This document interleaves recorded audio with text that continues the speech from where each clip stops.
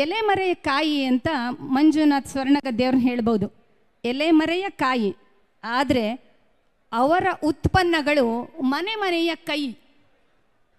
ಅವರು ರಬ್ಬರ್ ಕೈಗೌಸ್ಗಳನ್ನು ಮಾಡ್ತಾರೆ. ಸ್ವರ್ಣಗದ್ದೆ ಅನ್ನುವ ಊರಿನಿಂದ ಶುರುವಾಗುವ ಆ ಉತ್ಪನ್ನ ದೇಶದೆಲ್ಲೆಡೆ ಹೋಗುತ್ತೆ. ಹೇಗೆ ಗೊತ್ತಾ? ಒಂದು ದಿನಕ್ಕೆ ಕಂಬೈನ್ಡ್ ಆಗಿ 80,000 ಜೊತೆ ಕೈಗವಸು ಮ್ಯಾನುಫ್ಯಾಕ್ಚರ್ ಮಾಡ್ತಾರೆ ಅಂದರೆ ಅದು ಕರ್ನಾಟಕಕ್ಕಲ್ಲ, ದಕ್ಷಿಣ ಭಾರತಕ್ಕಲ್ಲ, ಇಡೀ ಭಾರತಕ್ಕೆ ಹೋಗುತ್ತೆ. ಅಷ್ಟು ದೊಡ್ಡ ಹೆಮ್ಮೆಯ ನಮ್ಮ ಮಂಜುನಾಥ ಸ್ವರ್ಣಗದ್ದೆಯವರು ಕೇವಲ ಉದ್ಯಮಿ ಮಾತ್ರ ಅಲ್ಲ, 10 ಹಲವು ಸಾಮಾಜಿಕ ಕಾರ್ಯಗಳಲ್ಲಿ ತೊಡಗಿಕೊಂಡವರು. ಅದೆಲ್ಲ ದೊಡ್ಡ ವಿವರಕ್ಕೆ ಈಗ ಸಮಯವಿಲ್ಲ. ನಾನು ಕೂಡ ನಿಮ್ಮ ಹಾಗೆ ಅವರ ಮಾತು ಕೇಳೋದಕ್ಕೆ ಕಾಯ್ತಾ ಇದ್ದೀನಿ.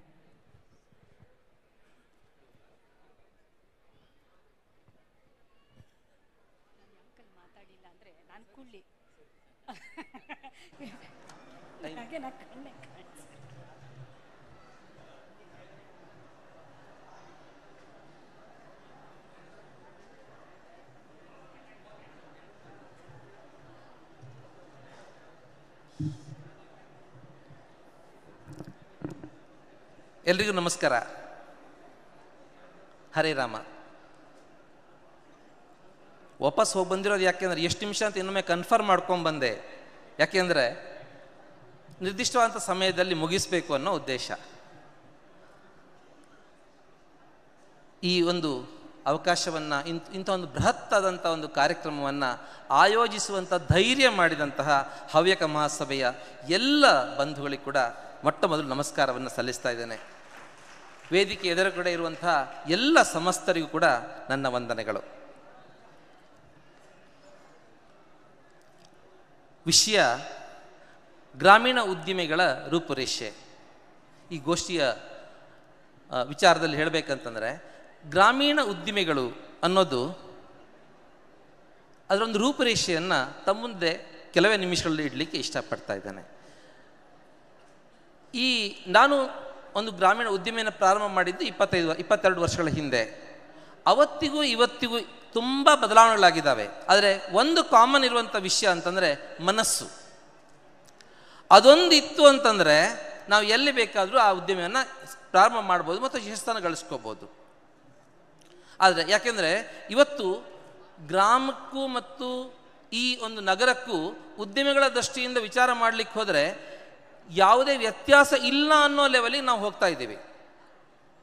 ಎಲ್ಲ ಅವಕಾಶಗಳು ಕೂಡ ಏನು ಸಿಟಿಗಳಲ್ಲೋ ಅಥವಾ ಏನು ನಾವು ಇವತ್ತು ಮೆಟ್ರೋಪಾಲಿಟನ್ ಸಿಟಿಗಳು ಅಂತ ಹೇಳ್ತಾ ಇದ್ದೀವಿ, ಅಲ್ಲಿ ಏನೇನು ಇದೆಯೋ ಹೆಚ್ಚಿನವುಗಳೆಲ್ಲ ಇದೆ. ಯಾಕೆಂದರೆ ಇವತ್ತು ಯಾವ ಒಂದು ಉದ್ಯಮವೂ ಕೂಡ ಬರೇ ಹಳ್ಳಿಗಳಿಗೆ ಅಲ್ಲಿಯೇ ಡಿಪೆಂಡ್ ಆಗಿರುವಂಥ ಅಗತ್ಯತೆಯೂ ಇಲ್ಲ. ಅದರ ಮಾರ್ಕೆಟ್ ಕೂಡ ಇಡೀ ವಿಸ್ತಾರ ಹೇಗಿದೆ ಅಂತಂದರೆ ಇಡೀ ಪ್ರಪಂಚದಾದ್ಯಂತ ಯಾವುದೇ ಒಂದು ದೇಶದ ಮೂಲೆಯಲ್ಲಿ ಕುಳಿತು ಕೂಡ ಮಾಡ್ಬೋದಂಥ ಒಂದು ಇವತ್ತಿನ ಫೆಸಿಲಿಟಿ ಇರೋದರಿಂದ ಇದಕ್ಕೆ ತುಂಬ ವ್ಯತ್ಯಾಸಗಳು ಇವತ್ತಿನ ದಿನಗಳಲ್ಲಿ ಇಲ್ಲ. ನಾವುಗಳು ನಮ್ಮನ್ನು ನಾವೇ ಅತ್ಯಂತ ಬುದ್ಧಿವಂತ ಸಮಾಜ ಅಂತ ಹೇಳ್ಕೊತೀವಿ. ತುಂಬ ನಿನ್ನೆಯಿಂದ ಕೂಡ ಅನೇಕರು ಹೇಳಿದ್ದಾರೆ, ಖಂಡಿತ ಸತ್ಯ. ಆದರೆ ಎಲ್ಲ ಒಂದು ಕಡೆ ನಾವು ನಮ್ಮ ಬುದ್ಧಿವಂತಿಕೆಯನ್ನು ಇನ್ನೊಂದು ಕಡೆ ಕೆಲಸ ಮಾಡೋದಕ್ಕೆ ಉಪಯೋಗಿಸ್ಕೊತಾ ಇದ್ದೇವೆ ಹೊರತು ನಮ್ಮದೇ ಆದಂಥ ಉದ್ಯೋಗವನ್ನು ಸ್ಥಾಪಿಸುವಲ್ಲಿ ನಾವು ನಮ್ಮ ಪರ್ಸೆಂಟೇಜ್ ವೈಸ್ ನೋಡಿದಾಗ ತುಂಬ ಕಡಿಮೆ ಇದೆ ಅಂತ ಹೇಳ್ಬೋದು. ಯಾಕೆಂದರೆ ಹವ್ಯಕರು ಅತಿ ಹೆಚ್ಚು ಜನಗಳು ಹೋಗ್ತಾ ಇರೋದು ಯಾವುದಕ್ಕೆ ಅಂತಂದರೆ ನೌಕರಿಗೆ. ಒಳ್ಳೊಳ್ಳೆ ನೌಕರಿಗಳಿದ್ದಾರೆ, ಎಲ್ಲ ಕಡೆ ಮೇನ್ ಪೋಸ್ಟಲ್ಲಿ ಇರುವಂಥವ್ರು ಅವರೇ ಅಂತ ಹೇಳುವಷ್ಟು ಒಳ್ಳೆ ಒಂದು ನೌಕರಿಯಲ್ಲಿದ್ದಾರೆ. ಆದರೆ ನಮ್ಮದೇ ಆದಂಥ ಒಂದು ಉದ್ಯೋಗವನ್ನು ಎಷ್ಟಿದೆ ಎಲ್ಲಿದೆ ಅಂತ ನಾವು ವಿಚಾರ ಮಾಡ್ಕೊಂಡು ಹೋದಾಗ ಸ್ವಲ್ಪ ಕಡಿಮೆ, ನಮ್ಮ ರೇಷಿಯೋ ವೈಸ್ ನೋಡಿದಾಗ ಅದು ಸ್ವಲ್ಪ ಕಡಿಮೆ ಅಂತ ಅನ್ನಿಸುವಾಗಿದೆ. ನಾವು ಗ್ರಾಮೀಣದಲ್ಲಿ ಇಂಡಸ್ಟ್ರಿಗಳನ್ನು ಮಾಡುವಾಗ ಯಾವ ರೀತಿಯಲ್ಲಿ ನಾವು ಮಾಡ್ಬೋದು, ಏನು ಮಾಡ್ಬೋದು ಅನ್ನೋದಕ್ಕೆ ನಮ್ಮೊಂದಿಗೆ 2 ವಿಚಾರ ಹೇಳಬೇಕು ಅಂತಂದರೆ, ಇವತ್ತು ಗ್ರಾಮೀಣದಲ್ಲಿ ನಾವು ಇಂಡಸ್ಟ್ರಿಗಳನ್ನು ಮಾಡೋದೇ ಅತ್ಯಂತ ಸುಲಭ ಅಂತ ನನ್ನ ಅನಿಸಿಕೆ. ಯಾಕೆಂದರೆ ಮೊಟ್ಟ ಮೊದಲು ಹೇಳಬೇಕಂತಂದರೆ ಭೂಮಿ.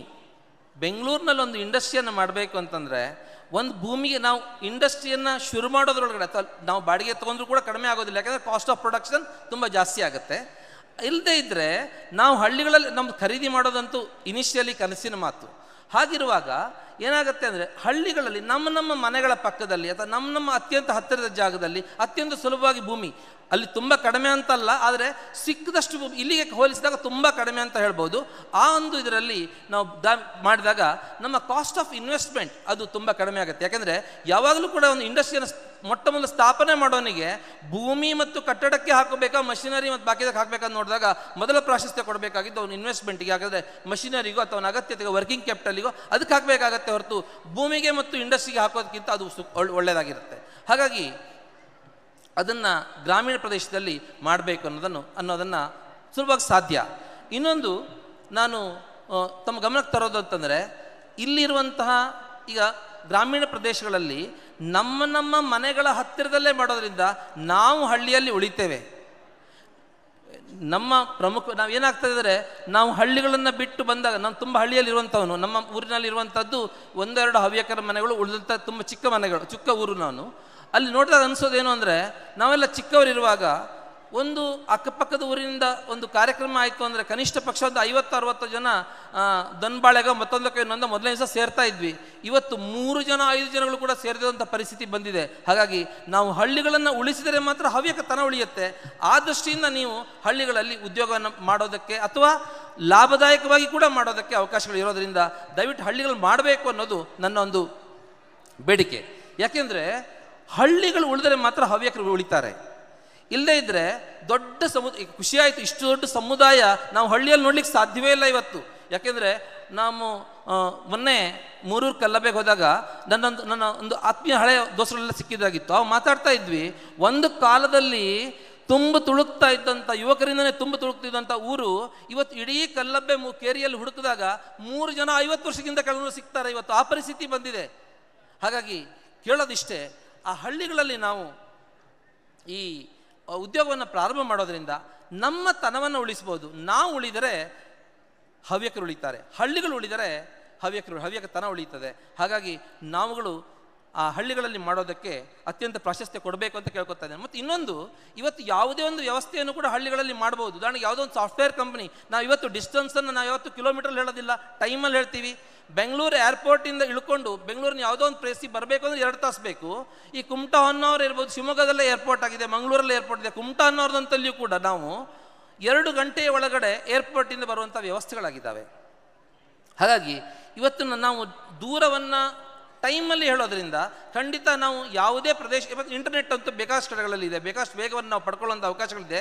ಹಾಗಾಗಿ ಈ ಮೂಲಕ ತಮಗೆಲ್ಲ ಕರೆ ಕೊಡ್ತಾ ಇರೋದೇನು ಅಂತಂದರೆ, ಹಳ್ಳಿಗಳಿಗೆ ಬನ್ನಿ, ಹಳ್ಳಿಗಳಲ್ಲಿ ತಮ್ಮ ಉದ್ಯಮವನ್ನು ಸ್ಥಾಪನೆ ಮಾಡಿ, ಜನರು ಯುವಕರು ಹಳ್ಳಿಗಳಲ್ಲಿ ಇರುವಂತೆ ಮಾಡಿ, ಆವಾಗ ಮಾತ್ರ ಸಾಧ್ಯ, ಇಲ್ಲದೇ ಸಾಧ್ಯ ಆಗೋದಿಲ್ಲ. ಇನ್ನೊಂದು ದೊಡ್ಡ ಲಾಭ ಹೇಳ್ತೀನಿ ತಮಗೆ. ನಾವೆಲ್ಲ ವೀಕೆಂಡ್ ಅಂತ ಬೆಂಗಳೂರಲ್ಲಿ ತುಂಬ ಜನ ಹೋಗ್ತಾರೆ, ನಾವೆಲ್ಲ ನೋಡ್ತಾ ಇರ್ತೀವಿ. ಹಳ್ಳಿಗಳು ರಶ್ ಹೋಗೋದು ಯಾವಾಗ ಅಂದರೆ ವೀಕೆಂಡ್ಗಳಿದ್ದಾಗ. ವೀಕೆಂಡ್ಗಳಲ್ಲಿ ಏನಾಗುತ್ತೆ ಅಂತಂದರೆ ಎಲ್ಲರೂ ಬಿಟ್ಟು ಹೋಗ್ತೀವಿ. 2 ದಿವಸ ನಾವು ವೀಕೆಂಡ್ಗಳಿಗೆ ಒಂದು 40-50 ಸಾವಿರ ಸ್ಪೆಂಡ್ ಮಾಡ್ತೀವಿ. ನಾವು ಬಿಸ್ನೆಸ್ಸಲ್ಲಿ ಇರೋದಿದೆಯಲ್ಲ, ನಾವು ವ್ಯಾವಹಾರಿಕವಾಗಿ ವಿಚಾರ ಮಾಡೋಕ್ಕೆ ಹೋದರೆ ಹಳ್ಳಿಗಳಲ್ಲಿ ಅಪ್ಪ ಅಮ್ಮನ ಜೊತೆ ನೀವು ನಮ್ಮೆಲ್ಲ ಫ್ರೆಂಡ್ಸ್ ಇರುವಾಗ ಅದಕ್ಕೆ ಈ ವೀಕೆಂಡ್ಗೆ ನೀವು 2 ದಿವಸಕ್ಕೆ 50 ಸಾವಿರ ಅಂತಂದರೆ ದಿವಸಕ್ಕೆ 25 ಸಾವಿರ ಸ್ಪೆಂಡ್ ಮಾಡೋಕ್ಕೆ ನಾವು ರೆಡಿ ಇದ್ದೀವಿ ಅಂತಂದರೆ ಜೀವನ ಪೂರ್ತಿ ಅಲ್ಲೇ ಕಳೆಯೋದಕ್ಕೆ ನಾವು ಮಾಡಬೇಕಾಗಿರೋದು ಎಷ್ಟು? ತಿಂಗಳಿಗೆ 7.5 ಲಕ್ಷ ರೂಪಾಯಿ ಲಾಭ ಆಯ್ತಲ್ಲ ಅಂತ ಕೇಳ್ತೀನಿ ನಾನು. ನಿಮ್ಮ ಏನು ಅರ್ನಿಂಗ್ ಇದೆಯಲ್ಲ ಅದ್ರ ಜೊತೆ 7.5 ಲಕ್ಷ ಸೇರ್ಕೊಂಡು ನಮ್ಮ ಪ್ಯಾಕೇಜ್ ಇಷ್ಟು ಅಂತ ಹೇಳ್ಬೋದಲ್ಲ. ಯಾಕೆಂದರೆ ನಾವು ಏನು ಮಾಡ್ತೀವಿ ಅಂತಂದರೆ, ನಾವು ಸ್ಪೆಂಡ್ ಮಾಡೋದಿದೆಯಲ್ಲ, ಸ್ಪೆಂಡ್ ಮಾಡೋದನ್ನು ನಾವು ಅನುಭವಿಸ್ತಾ ಇರ್ತೀವಲ್ಲ ಹಳ್ಳಿಗಳಿರುವಾಗ, ಅದಕ್ಕೆ ವ್ಯಾಲ್ಯೂ ಏನು, ಎಷ್ಟು ವ್ಯಾಲ್ಯೂ ಅದಕ್ಕೆ? ನಾವು ಅಪ್ಪ ಅಮ್ಮನ ಜೊತೆಗೆ ಇರೋದಕ್ಕೆ ವ್ಯಾಲ್ಯೂ ಎಷ್ಟು? ಹಾಗಾಗಿ ಈ ಎಲ್ಲ ದೃಷ್ಟಿಯನ್ನು ವಿಚಾರ ಮಾಡ್ಕೊಂಡು ಹೋದಾಗ ಹಳ್ಳಿಗಳಲ್ಲಿ ನಾವು ಇರೋದು ಅತ್ಯಂತ ಸೂಕ್ತ. ಇನ್ನೊಂದು ವಿಚಾರವನ್ನು ಹೇಳಿ ನಾನು 2 ಮಾತನ್ನು ಮುಗಿಸ್ತಾ ಇದ್ದೇನೆ. ಹಳ್ಳಿಗಳಲ್ಲಿ ಹೊಸದಾಗಿ ಪ್ರಾರಂಭ ಮಾಡುವಂಥ ಯುವಕರಿಗೆ, ಬೆಂಗಳೂರಿನಲ್ಲಿ ತುಂಬ ಜನ ಇದ್ದೀವಿ, ಬೆಂಗಳೂರಿನಂಥ ಸಿಟಿಗಳಲ್ಲಿ ಹವ್ಯಕರು ಬೇರೆ ಬೇರೆ ಪ್ರದೇಶಗಳಲ್ಲಿ ಇದ್ದೀವಿ, ಅಲ್ಲಲ್ಲಿ ಒಂದು ಉದ್ಯೋಗವನ್ನು ಒಂದು ಸಪೋರ್ಟ್ ಮಾಡುವಂಥ ಒಂದು ವಿಂಗನ್ನು ಸ್ಥಾಪಿಸಬೇಕು ಅಂತ ನಾನು ಹವ್ಯಕ ಮಹಾಸಭೆಯ ಮುಂದೆ ಇವತ್ತು ಇಡ್ತಾ ಇದ್ದೀನಿ. ಯಾಕೆ ಅಂತಂದರೆ, ಈ ಬೆಂಗಳೂರಲ್ಲಿ ತುಂಬ ನನ್ನ ಅನೇಕ ಆತ್ಮೀಯರಿದ್ದಾರೆ. ಅವರೆಲ್ಲ ಹೇಳೋದು ಹೇಗೆ ಅಂತಂದರೆ, ಹಳ್ಳಿಗಳಿಗೆ ಬರಬೇಕು ಅಂತಿದೆ, ಊರಿಗೆ ಬರಬೇಕು ಅಂತಿದೆ, ಆದರೆ ಎಂತ ಮಾಡಬೇಕು, ಊರಿಗೆ ಬಂದ್ಕೊಂಡು ಹೆಂಗೆ ಶುರು ಮಾಡೋದು ಅಂತ ಅರ್ಥ ಆಗ್ತಾ ಇಲ್ಲ ಅನ್ನುವಂಥ ತುಂಬ ದೊಡ್ಡ ಕೆಟಗರಿ ಇದೆ. ಅದಕ್ಕಾಗಿ ಈ ಸಭೆಯ ಮೂಲಕ ನಾವೊಂದು ಹೇಳ್ತಾ ಇದ್ದೀವಿ ಅಂದರೆ, ನಮ್ಮ ಮನೆ ಕುಮಟಾ ತಾಲೂಕು ಮತ್ತು ಹೊನ್ನಾವರ ತಾಲೂಕಿನ ಮಧ್ಯ ಬರುತ್ತೆ.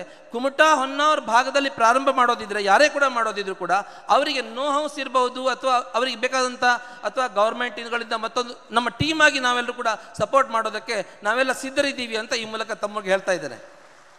ಹಾಗೂ ವೆಂಚರ್ ಕ್ಯಾಪಿಟಲ್ಸ್ಗಳು ಈ ಥರ ಬೇಕಾದಾಗ ಹವ್ಯಕ ಮಹಾಸಭೆಯ ಮೂಲಕ ಈ ವೆಂಚರ್ ಕ್ಯಾಪಿಟಲ್ಗಳನ್ನು ಸೇರಿಸುವಂಥ ಕೆಲಸವನ್ನು ಅಥವಾ ಏನು ಇನ್ವೆಸ್ಟ್ ಮಾಡೋರು ಮತ್ತು ನಮ್ಮ ಹಳ್ಳಿಯಲ್ಲಿ ಇರುವಂಥ ಹುಡುಗರು, ಆ 20 ಹುಡುಗರಿಗೆ ಮತ್ತು ಈ ಒಂದು ಇನ್ವೆಸ್ಟರ್ಸ್ಗೆ ನಾವು ಲಿಂಕ್ ಮಾಡುವಂಥ ಕೆಲಸವನ್ನು ಅಖಿಲ ಹವ್ಯಕ ಮಹಾಸಭಾದ ಮೂಲಕ ಮಾಡಿದಾಗ ಈ ಒಂದು ಯೋಜನೆ ಯಶಸ್ವಿ ಆಗ್ಬೋದು ಅಂತ ಹೇಳ್ತಾ ಇಷ್ಟೊತ್ತು ಅವಕಾಶ ಕೊಟ್ಟಿದ್ದಕ್ಕೆ ತಮಗೆಲ್ಲರಿಗೂ ವಂದನೆಗಳನ್ನು ಸಲ್ಲಿಸ್ತಾ ನನ್ನ ಮಾತನ್ನು ಮುಗಿಸ್ತಾ ಇದ್ದೇನೆ. ನಮಸ್ಕಾರ.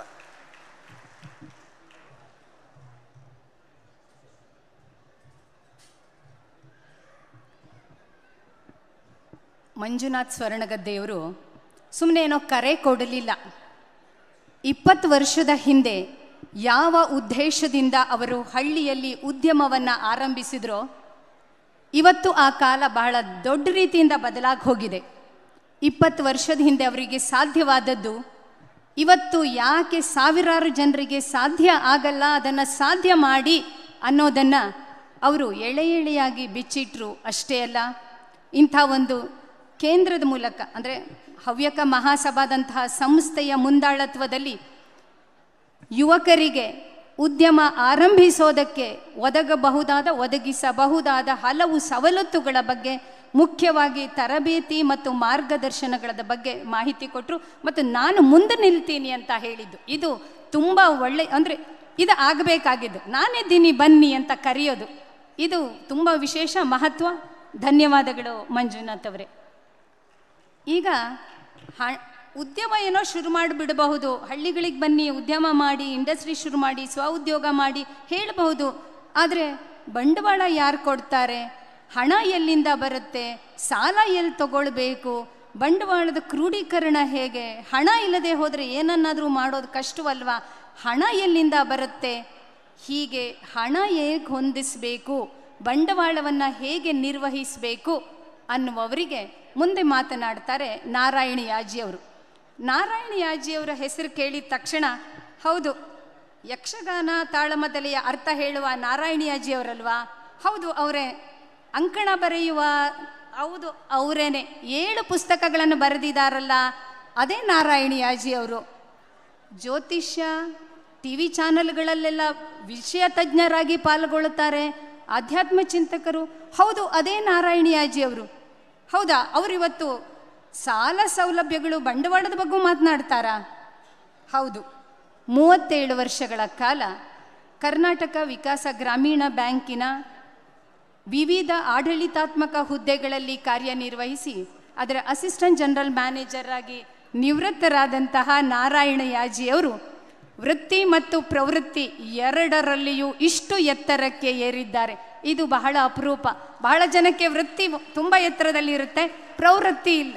ಪ್ರವೃತ್ತಿ ಮತ್ತು ವೃತ್ತಿ ಎರಡರಲ್ಲಿಯೂ ನಾರಾಯಣ ಯಾಜಿಯವರು ನಮ್ಮ ಮಧ್ಯೆ ಇಷ್ಟು ಎತ್ತರಕ್ಕೆ ಏರಿದ್ದಾರೆ. ಅಷ್ಟೇ ಸರಳವಾಗಿ ಅರ್ಥ ಮಾಡಿಸ್ತಾರೆ. ಸಾಲ ಎಲ್ಲಿ ಸಿಗತ್ತೆ, ಹೇಗೆ ಸಿಗತ್ತೆ, ಬಂಡವಾಳವನ್ನು ಹೇಗೆ ಕ್ರೋಢೀಕರಿಸಬೇಕು. ಒಂದು ವಿಚಾರವನ್ನು ತಮ್ಮೊಂದಿಗೆ ಹಂಚ್ಕೊಳ್ಳಿಕ್ಕೆ ಇಷ್ಟಪಡ್ತೇನೆ. ನಾನು ಇಂಡಸ್ಟ್ರಿಯನ್ನು ಮೊಟ್ಟ ಮೊದಲು ಪ್ರಾರಂಭ ಮಾಡಿದಾಗ ನನಗೆ 10 ಲಕ್ಷ ರೂಪಾಯಿ ಸಾಲವನ್ನು ಕೊಟ್ಟಂಥವ್ರು ನಾರಾಯಣ ಯಾಜಿಯವರು. ಆವಾಗ ಅವರು ಕುಮಟಾದ ವರದಾ ಗ್ರಾಮೀಣ ಬ್ಯಾಂಕ್ನಲ್ಲಿ ಮ್ಯಾನೇಜರ್ ಆಗಿದ್ದರು. ಸರ್, ಅದೇ ಬಂಧುಗಳೇ, ದೊಡ್ಡಪ್ಪನ ವಿಚಾರ ಹೇಳ್ತಾ ಇದ್ದೇನೆ. ಸಾಲವನ್ನು ಕೊಂಬಾಗ ಹಾಲೋಗರುಂಡಂತೆ ಸಾಲಿಗರು ಬಂದು ಕಿಬ್ಬದಿಯ ಕೀಲನ್ನು ಸಾಲಿಗರು ಬಂದು ಕೇಳುವಾಗ ಕಿಬ್ಬದಿಯ ಕೀಲು ಮುರಿದಂತೆ ಅಂತ. ಹಾಗಾಗಿ ಸಾಲ ಎಂದರೆ ಮಾಡಬೇಡ ಹೇಳುವಂಥ ನಮ್ಮ ಹಿರಿಯರ ಎಲ್ಲ ಉಪದೇಶವನ್ನು ಮೀರಿ ಸಾಲವನ್ನು ಪಡೆಯಿರಿ ಅಂತೇಳಿ ಹೇಳಿಕೊಳ್ಳುವಂಥ ಒಂದು ಕ್ಷೇತ್ರದಿಂದ ನಾನಿವತ್ತು ಬರ್ತಾ ಇದ್ದೇನೆ, ಮಾತನಾಡ್ತಾ ಇದ್ದೇನೆ. ಕಾರಣ, ಸಾಲ ಎನ್ನುವುದು ಮೋಜಿನ ಕೂಟಕ್ಕಲ್ಲ, ನಾಳಿನ ಊಟದ ಹುಡುಕಾಟಕ್ಕೆ ಅಂತ. ಯಾವಾಗ ನಾಳಿನ ಊಟದ ಹುಡುಕಾಟಕ್ಕಾಗಿ ನೀವು ಸಾಲವನ್ನು ಕೇಳ್ತಾ ಇದ್ದೀರೋ ಆಗ ಖಂಡಿತವಾಗಿಯೂ ಅಭಿವೃದ್ಧಿಯನ್ನು ಹೊಂದಿಸಲಿಕ್ಕೆ ಸಾಧ್ಯ ಎನ್ನುವುದರ ಮೂಲಕವಾಗಿ ನನ್ನ ಮಾತನ್ನು ಅತ್ಯಂತ ತ್ವರಿತವಾಗಿ ಮುಗಿಸ್ತಾ ಇದ್ದೇನೆ. ಯಾವುದು ಅಂತೇಳಿ ಹೇಳಿದರೆ, ಮಂಜುನಾಥ್ ಸ್ವರ್ಣಗೆದ್ದೆ ಮೊಟ್ಟ ಮೊದಲು ನನ್ನ ಹತ್ರ ಬಂದು ಕೇಳಿದಂಥ ಹೊತ್ತಿನಲ್ಲಿ ಅವರಿಗೆ ಈಗ ಜಾಗದ ವಿಚಾರ ಹೇಳಿದರು. ಸ್ವತಃ ಆಗ ಕೊಡುವಾಗ ಅವ್ರ ಹತ್ರ ಜಾಗವೂ ಇರಲಿಲ್ಲ. ಅವ್ರ ಹತ್ರ ಇದ್ದದ್ದು ಏನು ಕೇಳಿದ್ರೆ, ಯಾರ್ದು RBI ಅವರ ಜಾಗದಲ್ಲಿ ಇತ್ತು, ಏನೋ ಒಂದಿತ್ತು, ಇರುವಂಥ ಒಂದು ಆತ್ಮವಿಶ್ವಾಸ ಇತ್ತು. 22 ವರ್ಷಗಳ ಹಿಂದಿನ 10 ಲಕ್ಷ ಇವತ್ತು ಎಷ್ಟು ಮೌಲ್ಯ ಆಗ್ತದೆ ಅಂತ ಹೇಳೋದನ್ನು ಇಟ್ಕೊಳ್ಳಿ. ಒಂದು ಕೊಡಬೇಕಾದಂಥ ಸಂದರ್ಭದಲ್ಲಿ ನಾನೇನು ಔಟ್ ಆಫ್ ವೇದಲ್ಲಿ ಕೊಡಲಿಲ್ಲ. ಬ್ಯಾಂಕಿನಲ್ಲಿರುವಂಥ ಒಂದು ಸವಲತ್ತನ್ನು, ಸರ್ಕಾರದಿಂದ ಬರ್ಬೋದಾದದ್ದನ್ನು ಸೇರಿಸಿಕೊಂಡು ಆ ಹೊತ್ತಿಗೆ ಕೊಟ್ಟದ್ದರಿಂದ ಜಾಗ ಮುಖ್ಯ ಅಲ್ಲ, ಸ್ಥಳ ಮುಖ್ಯ ಅಲ್ಲ, ಪ್ರಾಡಕ್ಟಿಗೂ ಬೇಕಾಗಿರುವಂಥ ರಾ ಮಟೀರಿಯಲ್ ಮುಖ್ಯವಲ್ಲ. ಒಂದು ವ್ಯಕ್ತಿಯಲ್ಲಿ ತಲೆಯಲ್ಲಿ ಐಡಿಯಾ ಇದೆ, ಪ್ಲ್ಯಾನ್ ಇದೆ, ಯೋಜಕತ್ವ ತತ್ರ ದುರ್ಲಭ ಅಂತೇಳಿ ಹೇಳುವಂಥ ಮಾತಿದೆಯಲ್ಲ, ಇಂಥ ಒಂದು ಯೋಜಕ ಇದ್ದಾನಂತೇಳುವಂಥ ಗುರುತಿಸುವಿಕೆ ಇತ್ತು. ಆಗ ಸಾಲವನ್ನು ಕೊಟ್ಟೆ, ಯಶಸ್ಸು ಇವತ್ತು ಅವರದ್ದಾಗಿದೆ. ಹಾಗಾಗಿ ಈ ಸಾಲ ಹೇಗೆ ಅಂತೇಳಿ ಹೇಳಿದರೆ, ನಿಮಗೆ ಒಂದು ಮಾತನ್ನು, ಒಂದು ಮ್ಯಾಜಿಕ್ಕನ್ನು ಹೇಳ್ತೇನೆ. ಜಾಗ ಬೇಕು ಅಂತೇಳಿ ಹೇಳಿದರು, ಜಾಗ ಬೇಡ, ಸಾಲ ಸಿಗ್ತದೆ. ಆಶ್ಚರ್ಯ ಆಗ್ಬೋದು. ನನ್ನ ಹತ್ರ ಐಡಿಯಾ ಇದೆ, ಜಾಮೀನು ಕೊಡುವವರಿಲ್ಲ, ಸಾಲ ಬೇಕು, ಸಾಲ ಸಿಗ್ತದೆ. ನನ್ನ ಹತ್ರ ಏನೂ ಇಲ್ಲ, ಐಡಿಯಾನೂ ಇಲ್ಲ, ತರಬೇತಿ ಗೊತ್ತಿಲ್ಲ, ಹೇಗೆ ಮಾಡಬೇಕು? ಸ್ವಾಮಿ ರೂಡ್ ಸೆಟ್ಗಳಂಥ ಸಂಸ್ಥೆಗಳಿದೆ. ನಾವು ಬ್ಯಾಂಕಿನವರು ಆ ಕುರಿತಾಗಿ ಪ್ರತಿಯೊಬ್ಬರಿಗೆ ತರಬೇತಿಯನ್ನು ಕೊಟ್ಟು ಅದನ್ನು ತೆಗೆದುಕೊಂಡ ಅಂತೇಳಿ ಆದರೆ ಅವನಿಗೆ ಸಾಲ ಸಿಗಲಿಕ್ಕೆ ಒಂದು ಪಾಸ್ಪೋರ್ಟ್, ಅದು ಯಾವ ಬ್ಯಾಂಕು ರಿಜೆಕ್ಟ್ ಮಾಡುವಾಗಿಲ್ಲ. ಇದು ಕೂಡ ಇದೆ. ಎಲ್ಲಿವರೆಗೆ ಸಾಲ ಸಿಗ್ಬೋದು ಅಂತೇಳಿ ಹೇಳಿದರೆ, ನಾನೀಗ ದೊಡ್ಡ ಉದ್ದಿಮೆ ಬಗ್ಗೆ ಮಾತನಾಡೋದಿಲ್ಲ, ಕಿರು ಉದ್ದಿಮೆಗಳ ಬಗ್ಗೆ. ಕಿರು ಉದ್ದಿಮೆಗಳು ಅಥವಾ ಸಣ್ಣ ಕೈಗಾರಿಕೆಗಳ ಒಂದು ವ್ಯಾಪ್ತಿ ಎಷ್ಟು ಕೇಳಿದರೆ 50 ಕೋಟಿ ರೂಪಾಯಿನವರೆಗಿನ ಬಂಡವಾಳ, 250 ಕೋಟಿ ರೂಪಾಯಿನವರೆಗಿನ ಅವರ ವ್ಯವಹಾರ. ಇದರ ಒಳಗಡೆ ಬರುವಂಥದ್ದೆಲ್ಲವೂ ಕೂಡ ಸಣ್ಣ ಕೈಗಾರಿಕೆ, ಮಧ್ಯಮ ಕೈಗಾರಿಕೆ, ಕಿರು ಕೈಗಾರಿಕೆಯಲ್ಲಿ ಬರ್ತದೆ. ಎಲ್ಲರೂ ಕೂಡ ಅದರಲ್ಲಿ ಮಾಡ್ಬೋದು. ಇದರಲ್ಲಿ ಬರಬಹುದಾದಂಥ ಲೀಸ್ಟ್ ಯಾವುದು ಕೇಳಿದ್ರೆ, ಸೂರ್ಯನ ಕೆಳಗಿರುವಂಥ ಎಲ್ಲ ವಸ್ತುಗಳನ್ನು ಪ್ರೊಡಕ್ಷನ್ ಮಾಡಿದರೆ ಬರ್ತದೆ. ನೆನ್ಪಿಟ್ಕೊಳ್ಳಿ, 5 ಲಕ್ಷ ಒಂದು ಕೃಷಿ ಉದ್ದೇಶಕ್ಕಾಗಿ ಸಾಲ ಮಾಡೋದಿದ್ದರೆ ನಿಮ್ಮ ಕನಿಷ್ಠ ಒಂದು 5% ನೀವು ಕೊಡಬೇಕು. ಆದರೆ 5 ಕೋಟಿ ರೂಪಾಯಿನವರೆಗಿನ ಸಾಲ ಮಾಡಲಿಕ್ಕೆ ಯಾವುದೇ ವಿಧವಾದಂಥ ಜಾಮೀನು ಬೇಡ, ಎಲ್ಲ ಬ್ಯಾಂಕ್ನಲ್ಲಿ ಇದೆ. ಯಾವುದು ಕೇಳಿದ್ರೆ CGTMSE, ಕ್ರೆಡಿಟ್ ಗ್ಯಾರಂಟಿ ಸ್ಕೀಮ್. ನಿಮ್ಮ ಸಾಲಕ್ಕೆ ಕ್ರೆಡಿಟ್ ಗ್ಯಾರಂಟಿ ಸ್ಕೀಮು ಜಾಮೀನಿಲ್ಲದೆ ಯಾವುದೇ ಒಂದು ಲೀಸ್ ಇರಬೇಕು ಅಷ್ಟೇ. ಉದಾಹರಣೆಗೆ ಮುಳಿಯರು ನಾಳೆ ಪುತ್ತೂರಿನಲ್ಲಿ ಒಂದು ಜಾಗವನ್ನು ನನ್ನಲ್ಲಿದೆ, ಕೊಡ್ತೇನೆ ನಿಮಗೆ, ಲೀಸ್ನ ಮೇಲೆ ಕೊಡ್ತೇನೆ, ನಾನು ಜಾಗ ಮಾರಾಟ ಮಾಡೋದಿಲ್ಲ, ಯಾರಿಗಾದರೂ ಮಾಡೋದಿದ್ರೆ ಇಲ್ಲಿ ಬಂದ್ಕೊಂಡು ಮಾಡಿ ಅಂತೇಳಿ ಹೇಳಿದರೆ, ಆ ಜಾಗವನ್ನು ರಿಜಿಸ್ಟರ್ ಮಾಡಿಕೊಂಡ್ರೆ 10 ವರ್ಷದ ತನಕ, 10 ವರ್ಷದವರೆಗಿನ ಯಾವುದಾದ್ರೂ ಒಂದು ಇಂಡಸ್ಟ್ರಿಯನ್ನು ಮಾಡೋದಿದ್ದರೆ ಅದರಲ್ಲಿ capital investment plus working capital ಕೊಡುವಂಥ ಯೋಜನೆಗಳು ಈ ದೇಶದಲ್ಲಿದೆ. ಅದರ ಫಲಾನುಭವಿಗಳು ಮಂಜುನಾಥ್ ಸುವರ್ಣಗೆದ್ದೆ ಅಷ್ಟೇ. ಅದನ್ನು ಹೇಳ್ತಾ ಇದ್ದೇನೆ KVIC. ಎರಡನೇದಾಗಿ ಏನು ಮಾಡಬೇಕು ಅಂದರೆ, ನೀವು ಉದ್ಯಮವನ್ನು ಮಾಡ್ತೀರಿ ಅಂತೇಳಾದರೆ ಇದರಲ್ಲಿ ಮತ್ತೊಂದು ಮುಖ್ಯವಾದದ್ದು ಏನು ಕೇಳಿದರೆ, ಉದ್ಯಮ ರಿಜಿಸ್ಟ್ರೇಷನನ್ನು ಮಾಡಿ. ಮೊದಲು PR ಸರ್ಟಿಫಿಕೇಟ್ ಅಂತೇಳಿತ್ತು DICಯಲ್ಲಿ, ಅದಲ್ಲ. ಯಾವಾಗಲೂ ಒಂದು ಉದ್ದಿಮೆಯನ್ನು ಮಾಡಬೇಕಾದ್ರೆ 2 ಡಿಪಾರ್ಟ್ಮೆಂಟ್ ಬರ್ತವೆ. ಒಂದು ಲೈನ್ ಡಿಪಾರ್ಟ್ಮೆಂಟ್, ಸರ್ಕಾರದ ಯೋಜನೆಗಳು, ಸರ್ಕಾರದ ಅಂಗಸಂಸ್ಥೆಗಳು. ಎರಡನೇದು ಬ್ಯಾಂಕು. ಈ 2 ಸೇರಿದ್ರೆ ಮಾತ್ರ ಆಗ್ತಾಯಿದೆ. ಅತ್ಯಂತ ಸುಲಭದಲ್ಲಿ ಸಾಲ ಸಿಗುವಂಥ ಮುದ್ರಾ ಯೋಜನೆಯನ್ನು ಪ್ರತಿಯೊಬ್ಬರು ಪಡೆಯಿರಿ ಅಂತೇಳಿ ಹೇಳ್ತೇನೆ. 50,000ದವರೆಗೆ ಏನೂ ಕೇಳೋದಿಲ್ಲ. 50,000ದಿಂದ 2.5 ಲಕ್ಷ ಶಿಶು ಅಂತೇಳಿ, ಶಿಶುವಿನಿಂದ ಕಿಶೋರ 5 ಲಕ್ಷ, 5 ಲಕ್ಷದಿಂದ 10 ಲಕ್ಷಕ್ಕೆ ತರುಣ, ಈಗ 10 ಲಕ್ಷದಿಂದ 20 ಲಕ್ಷಕ್ಕೆ ಏರಿಸಿದ್ದಾರೆ ತರುಣ ಪ್ಲಸ್ ಅಂತೇಳಿ. ಬಹುಶಃ ಸಾಮಾನ್ಯವಾಗಿ ಒಂದು ಉದ್ದಿಮೆಯನ್ನು ಪ್ರಾರಂಭ ಮಾಡುವಂಥ ಎಲ್ಲರಿಗೂ ಕೂಡ ಈ ಯೋಜನೆಯಲ್ಲಿ ಸಾಲವನ್ನು ಪಡೆಯಲಿಕ್ಕೆ ಖಂಡಿತವಾಗಿಯೂ ಸಾಧ್ಯ. ಟ್ರೇಡ್ ಇರಲಿ, ಯಾವುದೇ ಇರಲಿ, ಅತ್ಯಂತ ಸುಲಭವಾಗಿ ಪಡೀತಾರೆ. 50,000ದವರೆಗೆ ಸಾಲ ಪಡ್ಕೊಂಡ್ರೆ 2.5% ಬಡ್ಡಿಯಲ್ಲಿ ಇಂಟ್ರೆಸ್ಟ್ ಸಬ್ವೆನ್ಷನ್ ಇದೆ. ನೀವು PMEGPಯಲ್ಲಿ 25 ಲಕ್ಷದವರೆಗೆ ಸಾಲ ಪಡಿಬಹುದು. ಗ್ರಾಮೀಣ ಪ್ರದೇಶದಲ್ಲಾದರೆ 25%, ನಗರ ಪ್ರದೇಶದಲ್ಲಿ 25%ನಷ್ಟು ಸಬ್ಸಿಡಿ ಇದೆ. ಯಾವ ಬ್ಯಾಂಕಿನವರು ಕೂಡ ಮೊಟ್ಟ ಮೊದಲು ಸಾಲ ಕೊಡುವಾಗ ಸಿಬಿಲನ್ನು ನೋಡ್ತಾರೆ. ನೀವು ದೊಡ್ಡವರು ಅಂತೇಳಿ ಹೇಳಿ ಬ್ಯಾಂಕಿನಲ್ಲಿ ಹೋದಾಗ ಕೊಡುವುದಿಲ್ಲ ಅಂತೇಳಿ ಹೇಳ್ತಾರೆ, ಸತ್ಯ. ಕೊಡುವುದಿಲ್ಲ ಅಂತೇಳಿ ಹೇಳಾದಾಗ ನೋಡಿ, ನೆನ್ಪಿಟ್ಕೊಳ್ಳಿ, ಯಾವುದೇ ಶಾಖಾಧಿಕಾರಿಗೆ ರಿಜೆಕ್ಟ್ ಮಾಡುವ ಪವರ್ ಇಲ್ಲ. ಕನ್ಸಿಡರ್ ಮಾಡ್ಬೋದು ಅವನ ಲಿಮಿಟ್ನಲ್ಲಿ. ರಿಜೆಕ್ಟ್ ಮಾಡಬೇಕಾದ್ರೆ ಅವನು ಹೈಯರ್ ಅಥಾರಿಟಿಗೆ ಹೇಳಬೇಕು, ರೈಟಿಂಗ್ನಲ್ಲಿ ಕೇಳಿ ಇಂತಿಂಥ ಯೋಜನೆಯಲ್ಲಿ ಅಂತ. ಹವ್ಯಕ ಮಹಾಸಭೆ ಏನು ಮಾಡಬೇಕು ಅಂತೇಳಿದ್ರೆ, ನಾನು ಸಾಗರದಲ್ಲೂ ಇದೇ ಮಾತನ್ನು ಹೇಳಿದ್ದೇನೆ, ಬೇಕಾದಷ್ಟು ಸ್ಕೀಮ್ಗಳಿದೆ, ಇದರ ಒಂದೊಂದು ವಿವರಣೆಯನ್ನು ಕೊಟ್ಟು ನಾವೊಂದು ಕೆಟಲಿಸ್ಟ್ ಆಗಿ ಮಾಡಬೇಕು. ಇಲ್ಲ ನನ್ನನ್ನೇ ವೈಯಕ್ತಿಕವಾಗಿ ಕೇಳಿದರೂ ಕೂಡ ಐ ಕ್ಯಾನ್ ಹೆಲ್ಪ್ ಯು. ಹಾಗಾಗಿ ಸಾಲಕ್ಕಾಗಿ ಹೆದರೋದು ಬೇಡ. ನಿಮ್ಮಲ್ಲಿ ಒಂದು ಐಡಿಯಾ ಇದೆ ಅಂತೇಳಾದರೆ ಖಂಡಿತವಾಗಿಯೂ ಯಶಸ್ಸನ್ನು ಗಳಿಸ್ಬೋದು. ಇನ್ನು ಸವಲತ್ತಿನ ವಿಚಾರದಲ್ಲಿ ಬಂದರೆ, ಉದ್ಯಮ ರಿಜಿಸ್ಟ್ರೇಷನ್ ಏನು ಗೊತ್ತಾ? ಒಂದು ಉದ್ಯಮ ರಿಜಿಸ್ಟ್ರೇಷನನ್ನು ಮಾಡಿದರೆ ನೀವು ನವದೆಹಲಿಯಲ್ಲಿರುವಂತಹ ಆ ಲೀಲಾ ಮೈದಾನದಲ್ಲಿ ನಡೆಯುತ್ತಿರುವಂತಹ ಆ ಫೇರ್ನಲ್ಲಿ ನಿಮಗೊಂದು ಮಳಿಗೆಗಳು ಕೂಡ ಕನ್ಸೆಷನ್ ರೇಟ್ನಲ್ಲಿ ಸಿಗ್ತದೆ, ಅಥವಾ ಕೆಲವೊಂದು ಸರಿ ನಬಾರ್ಡಿಂದ ಫ್ರೀಯಾಗಿ ಕೊಡ್ತಾರೆ, ಹೋಗಿ ಬರೋ ಖರ್ಚನ್ನು ಕೊಡ್ತಾರೆ. ಇಂಟರ್ನ್ಯಾಷನಲ್ ಫೇರಿಗೆ ಹೋಗೋದಿದ್ದರೆ 95% ತನಕ ಇಂಟರ್ನ್ಯಾಷನಲ್ ಫೇರಿಗೆ ಹೋಗುವಂಥ ಏರ್ ಫೇರನ್ನು ನಿಮಗೆ ಸಿಗುವಂಥ ಯೋಜನೆಗಳು ಈ ದೇಶದಲ್ಲಿ ಎಲ್ಲವೂ ಇದೆ. ಹಾಗಾಗಿ ಬಂಡವಾಳಕ್ಕೆ ನಿಮಗೊಂದು ಐಡಿಯಾ ಇದ್ದರೆ, ನಮ್ಮಲ್ಲಿ ಏನಾಗಿದೆ ಕೇಳಿದ್ರೆ ಏನಿದೆ ಅಂತೇಳಿ ಗೊತ್ತಿಲ್ಲ. ಹವ್ಯಕರಲ್ಲಿ ಮೂಲವಾಗಿ we are not A good entrepreneurs, but we are A good servant ಅಂತೇಳಿ ಹೇಳುವಂಥದ್ದನ್ನು ಹೋಗಲಾಡಿಸಬೇಕು. 3ನೇ ತಲೆಮಾರಿನ ನಮ್ಮ ಕೇಶವ ಮುಳಿಯರಿದ್ದಾರೆ ಇವತ್ತು. ಈ ಮೊದಲ ತಲೆಮಾರಿನಲ್ಲಿ ಯಶಸ್ಸನ್ನು ಗಳಿಸಿದಂಥ ಮಂಜುನಾಥ್ ಸ್ವರ್ಣಗದ್ದೆ ಇದ್ದಾರೆ. ಟಿ ವಿ ಮಾಧ್ಯಮದ ಮೂಲಕವಾಗಿ ತನ್ನದೇ ಆದಂಥ ಯೂಟ್ಯೂಬರ್ ಆಗಿರುವಂಥ ಸುಧಾ ಶರ್ಮಾ ಚವತ್ತಿಯವರಿದ್ದಾರೆ.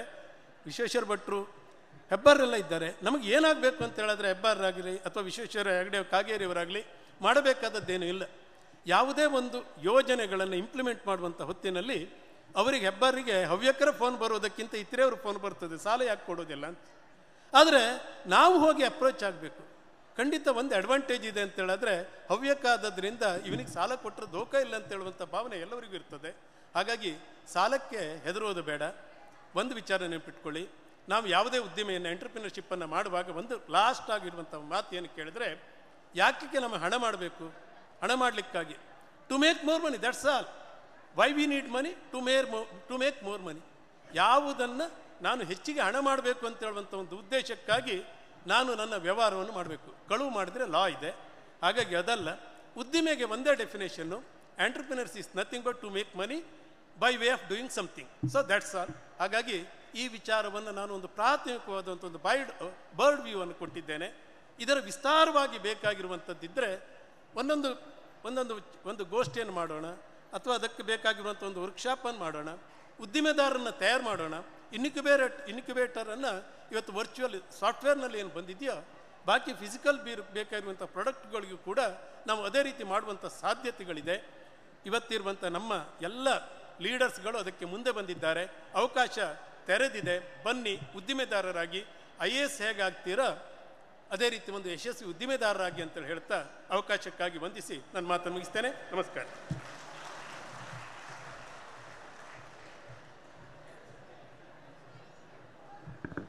ಅಬ್ಬಾ, ಇಷ್ಟು ಸುಲಭವಾ ಅಂತ ಒಂದು ಕ್ಷಣ ಅನಿಸುತ್ತೆ. ಅದನ್ನು ಸುಲಭವಾಗಿಸಿಕೊಳ್ಳಬಹುದು ಅನ್ನೋದನ್ನು ಅರ್ಥ ಮಾಡಿಸಿದ್ರು. ನನಗೆ ಖಂಡಿತ ಗೊತ್ತು, ನಿಮ್ಮಲ್ಲಿ ಬಹಳ ಜನರಿಗೆ ನಾರಾಯಣಿಯಾಜಿಯವರ ಸಂಪರ್ಕ ಸಂಖ್ಯೆ ಬೇಕಾಗುತ್ತೆ. ಇವ್ರನ್ನ ಮತ್ತೆ ನಾನು ಕಾಂಟ್ಯಾಕ್ಟ್ ಮಾಡಬೇಕಲ್ಲ, ಇವ್ರು ಎಲ್ಲಿ ಸಿಗ್ತಾರೆ, ಹೇಗೆ ಸಿಗ್ತಾರೆ ಅಂತ ಅನಿಸ್ಬೋದು. ಅವರು ಇನ್ನೂ ಒಂದು ಹೆಜ್ಜೆ ಮುಂದೆ ಹೋಗಿ ಹೇಳಿದ್ರು, ಇದರ ಕುರಿತಾದಂತಹ ಕಾರ್ಯಾಗಾರಗಳನ್ನು ಮಾಡೋದಕ್ಕೆ, ತರಬೇತಿಗಳನ್ನು ನೀಡೋದಕ್ಕೆ, ಮಾರ್ಗದರ್ಶನ ನೀಡೋದಕ್ಕೆ, ಆಪ್ತ ಸಲಹೆಗಳನ್ನು ಕೊಡೋದಕ್ಕೆ ಸಿದ್ಧವಿದ್ದೀವಿ ಅಂತ. ಡಾಕ್ಟರ್ ಗಿರಿಧರ್ ಖಜೆಯಂತ್ ಅವರ ನೇತೃತ್ವದ ಹವ್ಯಕ ಮಹಾಸಭಾ ಇಂಥ 10 ಹಲವು ವಿಶೇಷಗಳ ಮೂಲಕವೇ ಯುವ ಜನತೆಯನ್ನು ಹೊಸ ಭವಿಷ್ಯದೆಡೆಗೆ ಕರೆದುಕೊಂಡು ಹೋಗ್ತಾ ಇದೆ. ಅಂಥ ಮಹತ್ವದ ಕೆಲಸಕ್ಕೆ ಹವ್ಯಕ ಮಹಾಸಭಾ ಮುಂದಿನ ದಿನಗಳಲ್ಲಿ ಖಂಡಿತ ಹೆಜ್ಜೆ ಇಡುತ್ತೆ ಅಂತಾನೆ ಅನಿಸುತ್ತೆ. ಯಾಕೆಂದರೆ ಇಲ್ಲಿ ಯಾರು ಪಾಲಿಸಿ ಮೇಕರ್ಸು ಅಥವಾ ಯಾರು ಆಡಳಿತಾತ್ಮಕವಾದಂಥ ಯೋಜನೆಗಳನ್ನು ರೂಪಿಸಬಲ್ಲವರೋ, ಯಾರು ಒಂದು ಹೊಸ ಬದಲಾವಣೆಗೆ ತೆರೆದುಕೊಳ್ತಾರೋ ಅವರೆಲ್ಲರೂ ಇಲ್ಲಿ ಉಪಸ್ಥಿತರಿದ್ದೀರಿ. ಹಣ ಹೂಡಬೇಕಾದವರು, ಉದ್ದಿಮೆ ಆರಂಭಿಸಬೇಕಾದವರು, ಉದ್ದಿಮೆಯ ಬಗೆಗೆ ವಿಶೇಷ ಕಾಳಜಿ ಉಳ್ಳವರು, ಸಮಾಜದ ಹಿತಚಿಂತಕರು, ಹೀಗೆ ಪ್ರತಿಯೊಬ್ಬರೂ ಆಗಮಿಸಿದಂತಹ ಇಂತಹ ಸಭೆಯಲ್ಲಿಯೇ ಉದ್ಯಮದ ಕುರಿತಾದಂತಹ ಹೊಸ ದೃಷ್ಟಿಕೋನಕ್ಕೆ ವೇದಿಕೆ ಕೂಡ ಸಿದ್ಧವಾಗುತ್ತೆ. ಅಂಥ ಒಂದು ಮುನ್ನುಡಿಯನ್ನು ಇಂಥ ಗೋಷ್ಠಿಗಳು ಬರೆಯುತ್ತೆ ಅಂತ ಅನಿಸುತ್ತೆ. ಈಗ ಅಧ್ಯಕ್ಷೀಯ ಭಾಷಣವನ್ನು ಕೇಶವ್ ಪ್ರಸಾದ್ ಮುಳಿಯ ಅವರು ಮಾಡಬೇಕು. ಕೇಶವ್ ಪ್ರಸಾದ್ ಮುಳಿಯ ಅಂತ ಹೆಸರು. ನಿಮ್ಮನೆಗೆಲ್ಲ ಹವ್ಯಕ ಬಂದೇ ಬರುತ್ತೆಲ್ಲ, ಹವ್ಯಕ ಪತ್ರಿಕೆ. ಹವ್ಯಕ ಪತ್ರಿಕೆ ಓದುವ ಪ್ರತಿಯೊಬ್ಬರಿಗೂ ಕೂಡ ಅದರ ಹಿಂದೆ ಒಂದು ಜಾಹೀರಾತು ನೆನಪಾಗುತ್ತೆ. ಮುಳಿಯ ಜ್ಯುವೆಲರ್ಸ್, ಆಭರಣ ವ್ಯಾಪಾರಿಗಳು. ಹವ್ಯಕರು ಆಭರಣ ವ್ಯಾಪಾರದಲ್ಲಿ, ಹೌದು, 1, 2 ಅಲ್ಲ 3 ತಲೆಮಾರಿನಿಂದ. ಇಷ್ಟೇ ಆಗಿದ್ರೆ ಅದೇನು ದೊಡ್ಡದಾ ಅಂತ ಅನಿಸ್ಬಿಡ್ತಿತ್ತೇನೋ. ಇವರು ವೇಲ್ಸ್ ಯೂನಿವರ್ಸಿಟಿನಲ್ಲಿ MBA ಮಾಡಿಕೊಂಡ್ರು. ಸೂರತ್ನ ಡೈಮಂಡ್ ಇನ್ಸ್ಟಿಟ್ಯೂಟ್ನಲ್ಲಿ ಡಿಪ್ಲೊಮಾ ಮಾಡಿಕೊಂಡ್ರು. ಅಂದರೆ ತಮ್ಮ 16ನೇ ವರ್ಷದಲ್ಲಿ ತಮ್ಮ ತಂದೆಯ ಜೊತೆಗೆ, ಸರ್ ಆಫ್ ಶ್ಯಾಮ್ ಭಟ್ರ ಜೊತೆಗೆ ಉದ್ಯಮಕ್ಕೆ ಕಾಲಿಳಿದ್ರು ಕೂಡ ವೃತ್ತಿಪರತೆಯನ್ನು ಅಲ್ಲಿ ತಂದರು. ಹಾಗಾಗಿ ಇವತ್ತು ಮುಳಿಯ ಜ್ಯುವೆಲರ್ಸ್ 4-5 ಕಡೆ, ಬೆಂಗಳೂರು ಇರಬಹುದು, ಬೆಳ್ತಂಗಡಿ ಇರಬಹುದು, ಗೋಣಿಕೊಪ್ಪಲು, ಕೊಡಗು, ಎಲ್ಲ ಕಡೆಗೂ ಕೂಡ ತನ್ನ ಶಾಖೆಯನ್ನು ಹೊಂದಿದೆ. ಗೃಹ ನಿರ್ಮಾಣ ನಿವೇಶನಗಳನ್ನು ಕೂಡ ಇವರು ಮಾಡ್ತಾ ಇದ್ದಾರೆ. ಉದ್ಯಮಿಯಾಗಿ ಇದು ಒಂದು ಕಡೆಗಾದರೆ, ಯಾಕೆಂದರೆ ಉದ್ಯಮಿಯಾಗಿ ನಮಗೆ ಕೇಶವ ಪ್ರಸಾದ್ ಮುಳಿಯ ಅವರು ಬೇರೆ ಬೇರೆ ರೀತಿಯಿಂದ ನಮಗೆ ವೆಬ್ಸೈಟ್ಗಳಲ್ಲಿ ಇಲ್ಲಿ ಎಲ್ಲ ಕಡೆಗೂ ಅದು ಸಿಕ್ಕೋಗತ್ತೆ. ಆದರೆ ಕೇಶವ ಪ್ರಸಾದ್ ಮುಳಿಯ ಅವರು ಮಾಡ್ತಾ ಇರುವಂತಹ ಸಾಮಾಜಿಕ, ಧಾರ್ಮಿಕ, ಶೈಕ್ಷಣಿಕ ಕೆಲಸ ಕಾರ್ಯಗಳಿದೆಯಲ್ಲ, ಅದು ತುಂಬ ಮಹತ್ವದ್ದು ಅಂತ ಅನಿಸುತ್ತೆ. ಒಂದು ಸಣ್ಣ ಉದಾಹರಣೆ ಕೊಟ್ಬಿಡ್ತೀನಿ. 800 ವರ್ಷ ಹಳೆಯದಾದ ದೇವಸ್ಥಾನವನ್ನು ಒಂದು ಶೈಕ್ಷಣಿಕ ಕೇಂದ್ರವಾಗಿ, ಧಾರ್ಮಿಕ ಕೇಂದ್ರವಾಗಿ, ಮೌಲಿಕ ಶಿಕ್ಷಣದ ಜಾಗವಾಗಿ ರೂಪಿಸ್ತಾ ಇದ್ದಾರೆ. ದೇವಸ್ಥಾನದ ಪುನರುತ್ಥಾನವೋ ಪುನರುಜ್ಜೀವನವೋ ಜೀರ್ಣೋದ್ಧಾರವೋ ಅದು ಸಹಜ. ಆದರೆ ಅಲ್ಲಿ 2,500 ಮಕ್ಕಳು ಪ್ರತಿ ವಾರವೂ ಉಪನಿಷತ್ತು, ಕಗ್ಗ ಸೇರಿದಂತೆ ಮೌಲಿಕ ಶಿಕ್ಷಣವನ್ನು ಪಡೀತಾ ಇದ್ದಾರೆ. ಇದು ಸಾಮಾನ್ಯರಿಗೆ ಸಾಧ್ಯವಾಗುವಂಥದ್ದಲ್ಲ. ನಾವು ಚಿನ್ನವನ್ನು ಏನು ಮಾಡ್ತೀವಿ, ಚೂಸ್ ಮಾಡ್ಕೋತೀವಿ. ಎಷ್ಟೆಲ್ಲದರ ಮಧ್ಯೆ ಚಿನ್ನ ಇದ್ದಾಗ, ಯಾಕೆಂದರೆ ತುಂಬ ಅಮೂಲ್ಯವಾದದ್ದಲ್ಲ, ಚಿನ್ನವನ್ನು ಚೂಸ್ ಮಾಡ್ಕೋತೀವಿ. ನನಗೆ ಇವರು ಮಾಡ್ತಾ ಇರುವಂಥ ಸಾಮಾಜಿಕ ಕಾರ್ಯಗಳು, ಧಾರ್ಮಿಕ ಕಾರ್ಯಗಳು, ಮುಖ್ಯವಾಗಿ ಹಿಂದೂ ಧರ್ಮದ ಪುನರುತ್ಥಾನದ ದೃಷ್ಟಿಯಿಂದ, ಏಕೆಂದರೆ ಎಷ್ಟೊಂದು ಅವರು ಇಲ್ಲ ಮೇಡಮ್ ಸಾಕು ಅಂತ ಹೇಳ್ತಾರೆ, ಅಂಥ ಬಹಳಷ್ಟು ಕೆಲಸವನ್ನು ಮಾಡ್ತಾರೆ. ಪ್ರಾಯಶಃ ಭಗವಂತ ಅಂಥವ್ರನ್ನು ಚೂಸ್ ಮಾಡ್ಕೋತಾನೆ ಒಳ್ಳೆಯ ಕೆಲಸಗಳನ್ನು ಮಾಡೋದಕ್ಕಾಗಿ ಅಂತ ಅನಿಸುತ್ತೆ. ಈಗ ಕೇಶವ ಪ್ರಸಾದ್ ಮುಳಿಯ ಅವರ ಮಾತು.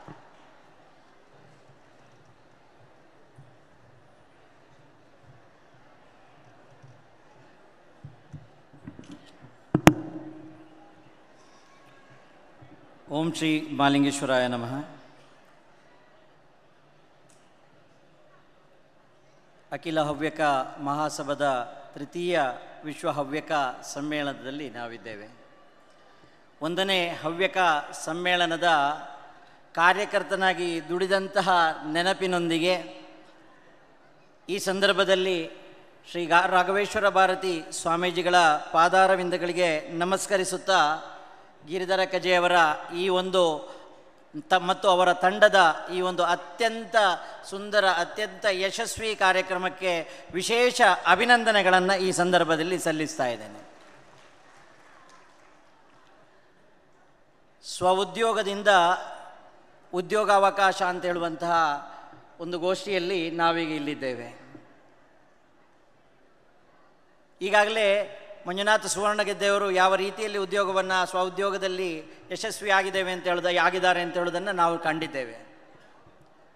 ಪ್ರಥಮವಾಗಿ ಇಲ್ಲಿ ನೋಡಬೇಕಾಗಿರೋದೇನು ಅಂತೇಳಿ ಹೇಳಿದರೆ, ನಾವು ಹವ್ಯಕರು ಅಥವಾ ಬ್ರಾಹ್ಮಣರು ಬಹಳವಾಗಿ ಉದ್ಯೋಗದಲ್ಲಿ ಹೋಗೋದು ಜಾಸ್ತಿ ಅಷ್ಟೇ ಹೊರತು ಹೆಚ್ಚಾಗಿ ರಿಸ್ಕನ್ನು ತಗೊಳ್ಳಿಕ್ಕೆ ಸ್ವಲ್ಪ ಹಿಂದೆ ಬೆಳೀತೇವೆ ಅಂತ ಹೇಳೋದನ್ನು ನಾವು ನೆನಪಿಟ್ಕೊಳ್ಬೇಕು. ಆದರೆ ಯಾವಾಗ ನಾವು ರಿಸ್ಕನ್ನು ತಗೊಳ್ಳಿಕ್ಕೆ ಸಾಧ್ಯ ಆಗ್ತದ, ಆಗ ಸ್ವಉದ್ಯೋಗವಲ್ಲೂ ತೊಡಗಿಸಿಕೊಳ್ಳಿಕ್ಕೆ ಸಾಧ್ಯ ಆಗ್ತದೆ. ಮಾಡಬೇಕಾದದ್ದಿಷ್ಟೇ. ನಾವು ದೇವರಲ್ಲಿ ಕೇಳ್ಕೊಳ್ಳೋದು, ಶ್ರದ್ಧಾಂ ಮೇಧಾಂ ಯಶಪ್ರಜ್ಞಾಂ ವಿದ್ಯಾಂ ಬುದ್ಧಿಂ ಶ್ರಿಯಂ ಬಲಂ ಆಯುಷ್ಯಂ ತೇಜ ಆರೋಗ್ಯಂ ದೇಹಿ ಮೇ ಪರಮೇಶ್ವರ ಅಂತ. ಈ ಶ್ರದ್ಧಾಂ ಮೇಧಾಂ, ಶ್ರದ್ಧೆ ಇರಬೇಕು, ಮೇಧಾವಿಯಾಗಿ ಮಾಡೋ, ವಿದ್ಯೆ ಕೊಡು, ಬುದ್ಧಿ ಕೊಡು, ಈ ವಿಷಯಗಳನ್ನು ನಾವು ತಲೆಯಲ್ಲಿ ಇಟ್ಕೊಂಡು ಕೆಲಸ ಪ್ರಾರಂಭ ಮಾಡಿದರೆ ಖಂಡಿತವಾಗಿ ನಮ್ಮಲ್ಲಿ ಕೊನೆ ಇರೋದಿಲ್ಲ.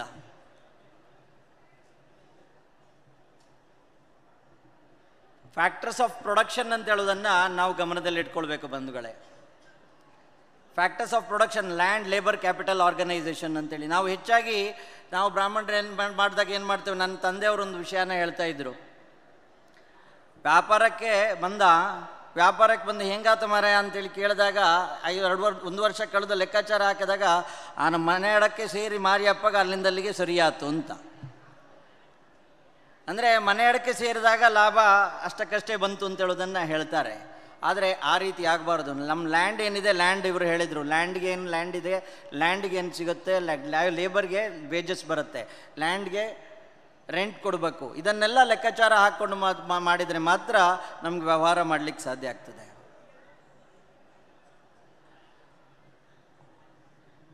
ಪ್ರಥಮವಾಗಿ ನಾವು ಮಾಡ್ಕೊಳ್ಬೇಕಾಗಿರೋದು ಏನು ಅಂತ ಹೇಳಿದ್ರೆ, ನಮ್ಮಲ್ಲಿ ಭಾಳಷ್ಟು ಜನರಿಗೆ ವ್ಯಾಪಾರೀಕರಣ ಅಂತೇಳುವ ಒಂದು ಶಬ್ದ ಕೇಳಿರ್ಬೋದು ತಾವೆಲ್ಲ.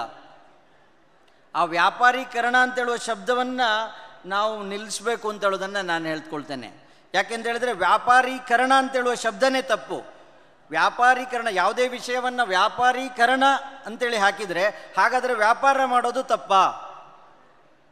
ಈ ಕ್ವಶನನ್ನು ನಾವು ಕೇಳಬೇಕು. ವ್ಯಾಪಾರ ಮಾಡೋದು ಯಾವಾಗ ತಪ್ಪಲ್ವೋ ಅದನ್ನು ಬೇರೆದನ್ನು ವ್ಯಾಪಾರೀಕರಣ ಅಂತೇಳುವ ಶಬ್ದವನ್ನು ನಾವು ಮಾಡಬಾರ್ದು ಅಂತೇಳೋದನ್ನು ನಾನು ಇಲ್ಲಿ ಉಲ್ಲೇಖ ಮಾಡಲಿಕ್ಕೆ ಇಚ್ಛೆ ಪಡ್ತಾ ಇದ್ದೇನೆ. ಬಂಧುಗಳೇ, ಸ್ವಉದ್ಯೋಗ ಮಾಡಬೇಕು ಅಂತೇಳಿ ಆದರೆ ನಾವು ಮಾಡಬೇಕಾದಿಷ್ಟೇ, find the need and fill the gap ಅಂತ ಹೇಳುವಂಥದ್ದು.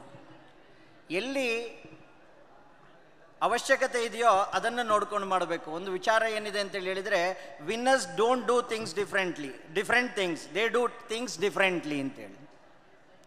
ಅಂದರೆ ಹೊಸತನ್ನಾಗಿ ಏನೋ ನಾವು ಮಾಡಬೇಕಾಗಿಲ್ಲ, ಹೊಸ ಚಂದ್ರಲೋಕದಿಂದ ಏನೋ ಒಂದು ವಿಷಯವನ್ನು ನಾವಿಲ್ಲಿಗೆ ತಂದು ಕೊಡಬೇಕಾಗಿಲ್ಲ. ಅಶನ, ವಸನ, ವಸತಿ, ಮೂರು ವಿಚಾರಗಳು ಏನಿದೆ ಇದು ಜೀವನದಲ್ಲಿ ಯಾವಾಗಲೂ ಇರುವಂಥದ್ದು. ಇದರಲ್ಲೇ ಹೊಸತನವನ್ನು ನಾವು ಕಂಡುಕೊಳ್ಳಿಕ್ಕಾಗ್ತದೆ. ಮಂಜುನಾಥ ಸುವರ್ಣಗದ್ದೆಯವರು ಯಾವುದೋ ಒಂದು ಬೇರೆ ವಿಚಾರವನ್ನು ಮಾಡಲಿಲ್ಲ, ಇಲ್ಲಿ ಇರುವಂಥ ರಬ್ಬರ್ ಗ್ಲೌಸನ್ನು ತಯಾರಿಸಿದರು. ಬಿಂದು ಮಿನರಲ್ ವಾಟರ್ನವರು ಎಲ್ಲೋ ಬೇರೆ ಒಂದು ಹೋಗಿ ಏನೋ ಒಂದು ಪ್ರಾಡಕ್ಟನ್ನು ತರಲಿಲ್ಲ, ನಿತ್ಯ ಉಪಯೋಗಕ್ಕೆ ಬೇಕಾಗುವಂತಹ ನೀರನ್ನು ಪ್ಯಾಕ್ ಮಾಡಿಕೊಟ್ರು. ಸತ್ವಂಬ ಹರ್ಬಲ್ ವಾಟರ್ನವ್ರು ಏನು ಮಾಡಿದರು ಅಂತೇಳಿ ಹೇಳಿದರೆ, ಅದೇ ಹರ್ಬಲ್ ವಾಟರನ್ನು ಸ್ವಲ್ಪ ಹರ್ಬ್ ಸೇರಿಸಿಕೊಟ್ರು. ನಾವು ಮಾಡುವ ವಿಚಾರವನ್ನೇ ಹೊಸತನದಲ್ಲಿ ಮಾಡಿದಾಗ ಸಕ್ಸಸ್ ನಮಗೆ ಸಿಗ್ತದೆ. ಇವತ್ತು ರಾಮರಾಜ್ ವೇಷ್ಟಿಯನ್ನು ನಾವು ನೋಡ್ಬೋದು. ಹೆಚ್ಚಿನವರು ನಾವಿಲ್ಲಿ ಉಟ್ಕೊಂಡು ಬಂದಿರೋದು ರಾಮರಾಜ್ ವೇಷ್ಟಿ ಆಗಿರ್ಬೋದು. ವೇಷ್ಟಿ ಎಲ್ಲ ಕಡೆ ಸಿಗ್ತಿತ್ತು, ಆದರೆ ಅದನ್ನು ಹೊಸತನದಲ್ಲಿ ಪರಿಚಯ ಮಾಡಿದಾಗ ಸಕ್ಸಸ್ ಸಿಕ್ತು. ಬಂಧುಗಳೇ, ಲಿಟಲ್ ಎಕ್ಸ್ಟ್ರಾ ಅಂತ ಹೇಳುವಂಥದ್ದು ನನ್ನ ವ್ಯವಹಾರದಲ್ಲಿ ನಾನು ಯಾವಾಗಲೂ ಹೇಳ್ತಾ ಇರ್ತೇನೆ ನಮ್ಮ ಸಿಬ್ಬಂದಿ ವರ್ಗದವರ ಹತ್ರ. ಈ ಏನು ಲಿಟಲ್ ಎಕ್ಸ್ಟ್ರಾ ಅಂತೇಳಿ ಹೇಳಿದರೆ, ಇತ್ತೀಚೆಗೆ ಒಂದು ಕಡೆ ಹೋಗಿದ್ದಾಗ ಬೆಳ್ಳಾರಿ ಹತ್ರ ಅಂತ ಇರಬೇಕು ನಾನು ಅಂದ್ಕೊಳ್ತಾ ಇದ್ದೇನೆ, ಯಾರನ್ನೋ ಕಾಯಲಿಕ್ಕೆ ಒಂದು ಬಸ್ ಸ್ಟಾಪ್ ಹತ್ರ ನಾನು ಕಾಯ್ತಾ ಇದ್ದೆ. ಈ ಬಸ್ ಸ್ಟಾಪ್ನಲ್ಲಿ ಕಾಯ್ತಾ ಇರಬೇಕಿದ್ರೆ ಒಂದು 4 ಜನ ಮಕ್ಕಳು ಕಾಯ್ತಾ ಇದ್ರು. ಯಾಕಪ್ಪ ಕಾಯ್ತಾ ಇದ್ದೀರಿ ಬಸ್ಗೆ ಅಂತ ಹೇಳಿದ್ರು. ಬಸ್ಗೆ ಅಂತೇಳಿ ಕಾಯ್ತಿರ್ಬೇಕಿದ್ರೆ ಒಂದು ಬಸ್ ಹೋಯ್ತು, ಇದೆಲ್ಲ ಪ್ರೈವೇಟ್ ಆಪರೇಟರ್ಸು. ಆ ಬಸ್ ಹೋಯ್ತು. ಬಸ್ ಹೋದಾಗ ಇವ್ರು ಹತ್ಕೊಳ್ಳಿಲ್ಲ. ಅದಕ್ಕೆ ಯಾಕಪ್ಪ ಬಸ್ ಹೋಯ್ತಲ್ಲ ಯಾಕೆ ಹತ್ಕೊಳ್ಳಿಲ್ಲ ಅಂತ ಕೇಳಿದರೆ, ಇಲ್ಲ ನನಗೆ ಆ ಕಡೆದು ಸಾಗರ್ ಬಸ್ ಬರುತ್ತೆ, ಆ ಸಾಗರ್ ಬಸ್ಸೇ ಬೇಕು ನಮಗೆ ಅಂತ ಹೇಳಿದ್ರು. ಯಾರದು ಸಾಗರ್ ಬಿಟ್ಟು ಒಬ್ಬರದ್ದು ಬಸ್ ಇದೆ. ಆ ಬಸ್ ಬಂದಾಗ ಅದರಲ್ಲಿ ಈಗಾಗಲೇ ಭಾಳಷ್ಟು ಜನ ಇದೆ. ಶುರುವಿನ ಬಸ್ಸು ಸ್ವಲ್ಪ ಖಾಲಿ ಹೋಗಿದೆ, 2ನೇ ಬಸ್ ಸ್ವಲ್ಪ ತುಂಬಿದೆ. ಆದರೂ ಆ ಬಸ್ಸಿಗೆ ಸೇರಿಕೊಂಡ್ರು ಮಕ್ಕಳು. ಯಾಕಪ್ಪ ಅದಕ್ಕೆ ಹೋಗ್ತಾ ಇದ್ದೀವಿ ಅಂತ ಕೇಳಿದ್ರೆ, ಅವನು ಫ್ರೀ ವೈಫೈ ಕೊಡ್ತಾನೆ ಅಂತ ಹೇಳಿದ್ರು.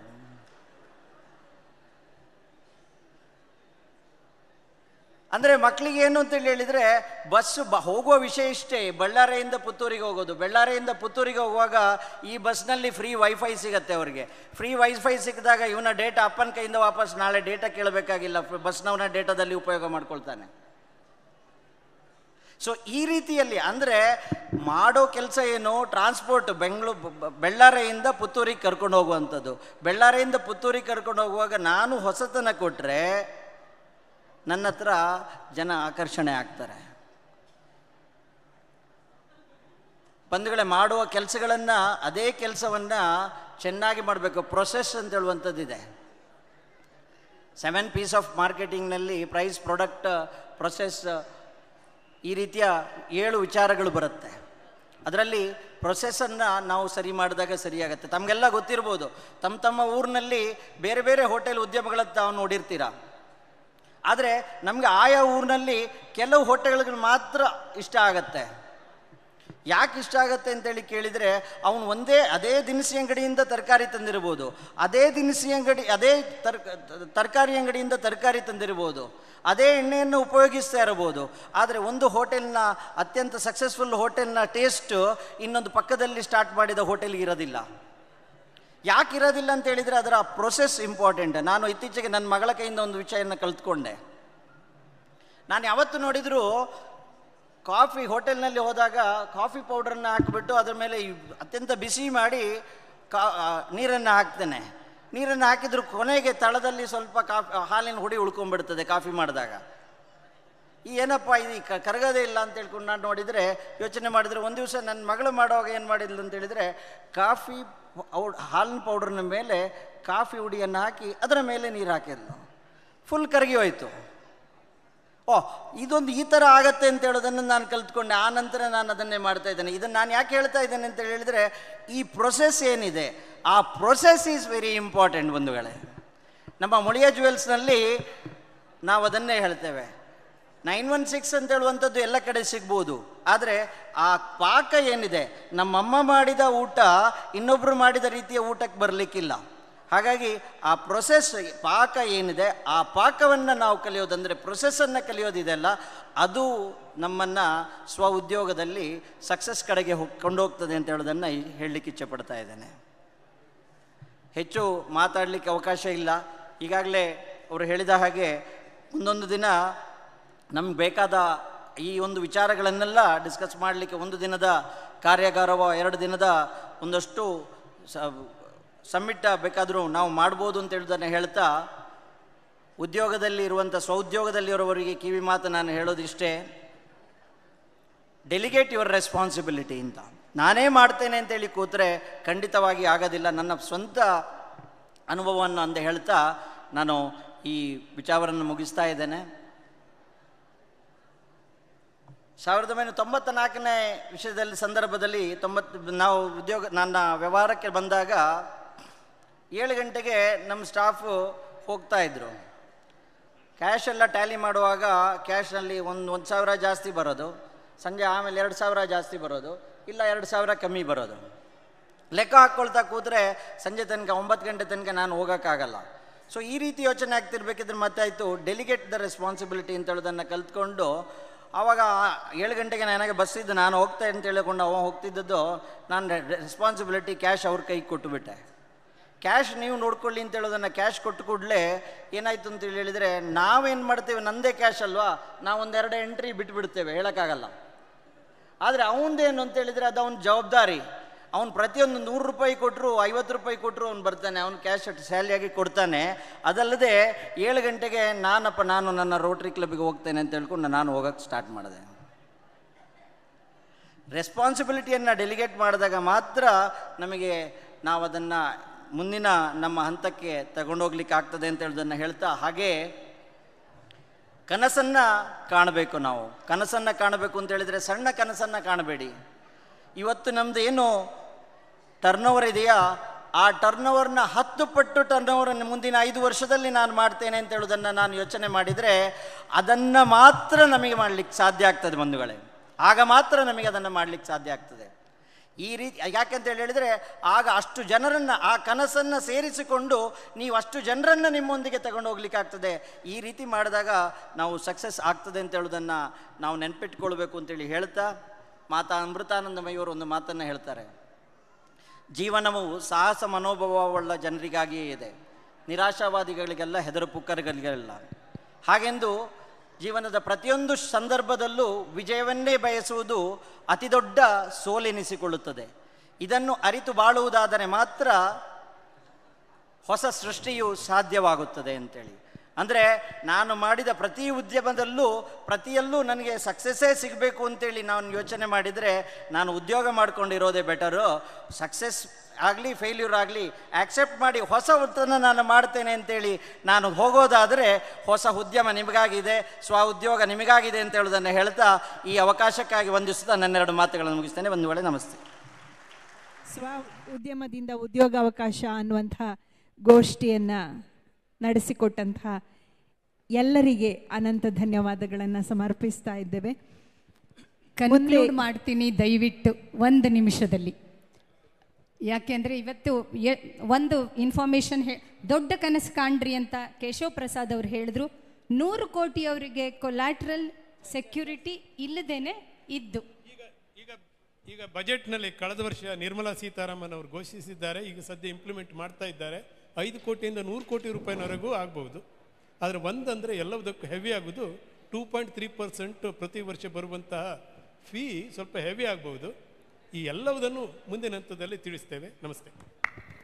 ವೇದಿಕೆ ಖಾಲಿಯಾಗುವ ಹೊತ್ತಿಗೆ, ಬೇರೆ ವೇದಿಕೆಗೆ ಜನ ಬರುವ ಹೊತ್ತಿಗೆ 30 ಸೆಕೆಂಡಿನ ಒಂದು ಉದಾಹರಣೆಯನ್ನು ಹೇಳ್ತೀನಿ. ಹವ್ಯಕರು ಸೇರಿದಂಥ ಈ ಸಮಾರಂಭದಲ್ಲಿ ಹಳೆಯವರು ಬೇಕಾದಷ್ಟು ಬೇರೆ ಬೇರೆ ಜನ ಎಲ್ಲ ಭೇಟಿಯಾದರು. ನಾನು ಒಬ್ಬರನ್ನ ಕೇಳಿದೆ, ಏನು ಮಾಡ್ತಾ ಇದ್ದೀರಾ ಅಂತ. ಅವರು ಇವತ್ತಿನ ಈ ಇಂಡಸ್ಟ್ರಿ ಉದ್ಯಮಿಗೆ ಸಂಬಂಧಿಸಿದ ಗೋಷ್ಠಿಗೆ ಬರ್ತಾಯಿದ್ರು. ನಾನು ಊರಲ್ಲಿ ಒಂದು ಇಂಡಸ್ಟ್ರಿ ಶುರು ಮಾಡಿದ್ದೀನಿ, ಹೊಟ್ಟೆಪಾಡು ಏನಾದರೂ ಮಾಡಬೇಕಲ್ಲ ಸುಧಾ, ಅದಕ್ಕೆ ಮಾಡ್ತಾ ಇದ್ದೀನಿ ಅಂದರು. ಇನ್ನೊಬ್ಬರು ಕೇಳಿದೆ ಏನು ಮಾಡ್ತಾ ಇದ್ದೀರಿ ಅಂತ. ಅವ್ರು ಹೇಳಿದ್ರು, ಅಕ್ಕ ತಂಗಿಯರ ಜವಾಬ್ದಾರಿ ಇತ್ತು, ಅಪ್ಪ ಅಮ್ಮನ ನೋಡ್ಕೋಬೇಕಾಗಿತ್ತು, ಹಳ್ಳಿಯಲ್ಲೇ ಇರಬೇಕಾಗಿತ್ತು, ಅದಕ್ಕೊಂದು ಇಂಡಸ್ಟ್ರಿ ಮಾಡಿದ್ದೀನಿ ಅಂತ. ಮಂಜುನಾಥ್ ಸ್ವರ್ಣಗದ್ದೆ ಅಂತ ಅವರನ್ನು ಕೇಳಿದಾಗ ಹೇಳಿದ್ರು, ನಾನೊಂದು ಇಂಡಸ್ಟ್ರಿ ಮಾಡಿದ್ದೀನಿ, ಸ್ಥಳೀಯವಾಗಿ ಸುಮಾರು 200 ಜನರಿಗೆ ಕೆಲಸ ಕೊಟ್ಟಿದ್ದೀನಿ, ಅವ್ರು ಹಳ್ಳಿಯಲ್ಲೇ ಉಳ್ಕೊಂಡ್ರು. ಅವ್ರು ಹಳ್ಳಿಯಲ್ಲೇ ಉಳ್ಕೊಂಡಿರೋದ್ರಿಂದ ಅವರ ಮಕ್ಕಳಿಗಾಗಿ ಒಳ್ಳೆಯ ಶಾಲೆ ಬಂತು, ಅವರಿಗೊಂದು ದೇವಸ್ಥಾನ ಬಂತು, ಆ ಇಡೀ ಊರು ಅಭಿವೃದ್ಧಿ ಆಯಿತು, ರೂರಲ್ ಎಕಾನಮಿ ಚೇಂಜ್ ಆಯಿತು. ಇಷ್ಟು ದೊಡ್ಡ ಬದಲಾವಣೆಗೆ ನನ್ನದೊಂದು ಸಣ್ಣ ಕೊಡುಗೆ, ನಾನೊಂದು ಇಂಡಸ್ಟ್ರಿ ಮಾಡ್ಕೊಂಡಿದ್ದೀನಿ. ನಾನೊಂದೇ ಬೆಳೆದ್ರೆ ಸಾಕಾಗಲಿಲ್ಲ, ನನ್ನ ಜೊತೆಗೆ ಎಲ್ಲರೂ ಬೆಳಿಬೇಕು ಅನ್ನೋದೇ ಇಂಥ ಮಹಾ ಸಮ್ಮೇಳನದ ಹಿಂದಿನ ಬಹುದೊಡ್ಡ ಆಶಯ. ಇಂಥ ಆಶಯವೇ ಉದ್ಯಮ ಆರಂಭಿಸೋದಕ್ಕೆ ಇರಬೇಕಾದ ಕನಸು ಮತ್ತು ಧ್ಯೇಯ ಎರಡೂ ಆಗಬೇಕಾಗಿದೆ. ಹಣ ಬರುತ್ತೆ, ಹೆಸರು ಬರುತ್ತೆ, ಅಥವಾ ಎಲ್ಲ ಸೌಕರ್ಯಗಳು ಬರುತ್ತೆ, ಹೊಟ್ಟೆಪಾಡು ಆಗುತ್ತೆ, ಜವಾಬ್ದಾರಿನೂ ಆಗುತ್ತೆ. ಆದರೆ ಅದನ್ನೂ ಮೀರಿದ ಸಾರ್ಥಕತೆ ಸಿಗಬೇಕಾದ್ರೆ ನಾನೊಂದೇ ಬೆಳೀತಾ ಇಲ್ಲ, ನನ್ನ ಜೊತೆಗೆ ನಮ್ಮವರನ್ನು ಬೆಳೆಸ್ತಾ ಇದ್ದೀನಿ ಎನ್ನುವ ಬಹುದೊಡ್ಡ ಆಶಯವೇ ಕಾರಣ ಅನಿಸುತ್ತೆ. ಅವಕಾಶ ನೀಡಿದ್ದಕ್ಕಾಗಿ ಧನ್ಯವಾದಗಳು, ಕೃತಜ್ಞತೆಗಳು. ಮತ್ತೊಮ್ಮೆ ಎಲ್ಲರಿಗೆ ಧನ್ಯವಾದಗಳನ್ನು ಸಮರ್ಪಿಸ್ತಾ ಮುಂದಿನ 81 ಶಿಕ್ಷಕರಿಗೆ ಹವ್ಯಕ ಶಿಕ್ಷಕ